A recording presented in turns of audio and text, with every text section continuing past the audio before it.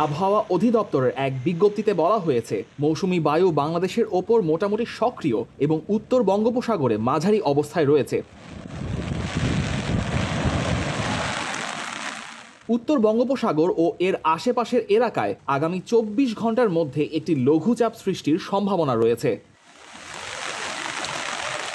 পূর্ব মধ্য বঙ্গোপসাগর ও এর আশেপাশে উত্তর বঙ্গোপসাগর এলাকায় আগামী ২৪ সেপ্টেম্বর আরেকটি লঘুচাপ সৃষ্টির সম্ভাবনা রয়েছে এবং এটি ঘনীভূত হতে পারে। ঢাকার সাথে দক্ষিণাঞ্চলে বৃষ্টিপাত হয়েছে এবং এ সময় দেশের সর্বোচ্চ বৃষ্টিপাত রেকর্ড করা হয়েছে ফেনীতে ১১৬ মিলিমিটার, আর ঢাকাতে বৃষ্টিপাত রেকর্ড করা হয়েছে ৪০ মিলিমিটার, যেটা ২৪ ঘন্টায়। কিন্তু ২৪ ঘন্টা ৪০ মিলিমিটার বৃষ্টি হলে মূলত বৃষ্টিপাতটা হয়েছে রাত ১২টার পর থেকে, এবং রাত ১২টার থেকে সকাল ৬টা পর্যন্ত ঢাকা বৃষ্টিপাত হয়েছে ৩৪ মিলিমিটার, এবং ভোর ৬টা থেকে সকাল ৯টা পর্যন্ত হয়েছে আপনার ৭১ মিলিমিটার। তার মানে হচ্ছে রাত ১২টার থেকে সকাল ৯টা পর্যন্ত ৯ ঘন্টায় মোট ১০৫ মিলিমিটার বৃষ্টিপাত রেকর্ড করা হয়েছে ঢাকায়। আর এছাড়াও এই বৃষ্টিতে মূলত দেশের দক্ষিণাঞ্চল, অর্থাৎ আমরা যদি বলি চট্টগ্রাম, খুলনা, বরিশাল এই অঞ্চলগুলোতে বেশি বৃষ্টি হয়েছে।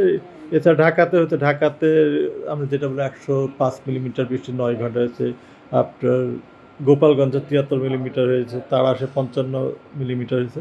মানে এবার দেশের দক্ষিণাঞ্চলের বৃষ্টিপাতের এটা বেশি ছিল এবং অন্যান্য জায়গাতে হয়েছে, তবে এটা পরিমাণ মানে জায়গা অনুযায়ী কম ছিল। যেখানে হয়েছে সেখানে বৃষ্টিটা তুলনামূলকভাবে বৃষ্টি হয়েছে। তবে যে বৃষ্টিপাত আমরা যেটা দেখলাম, বৃষ্টিপাতটা আগামীকালকে থেকে অনেকটা কমে আসবে বৃষ্টিপাতটা, এবং আগামীকালকে থেকে ৪-৫ দিন বৃষ্টিপাত কমই থাকবে। এছাড়া আজকে সকালে সাগরে একটা লঘুচাপ তৈরি হয়েছে এবং আমরা আশঙ্কা করছি আগামী ২৪ তারিখের দিকে আরও একটা লঘুচাপ তৈরি হবে সাগরে, এবং সে ২৪ তারিখের যে লঘুচাপটা তৈরি হবে সেটা আরও ঘনীভূত হওয়ার সম্ভাবনা দেখা দিয়েছে। এবং ঘনীভূত অর্থাৎ এটা নিম্নচাপের রূপ নিতে পারে, এবং নিম্নচাপের রূপ নেওয়ার পরে এটা আসলে কোন দিকে যাবে, তারপর নিম্নচাপ বা লঘুচাপ যেটা বলে এটা তো বৃষ্টি বহন করে আসলে, এবং যে অঞ্চল দিয়ে উপকূল অতিক্রম করে অঞ্চলে ভারী থেকে অতি ভারী বৃষ্টি হয়।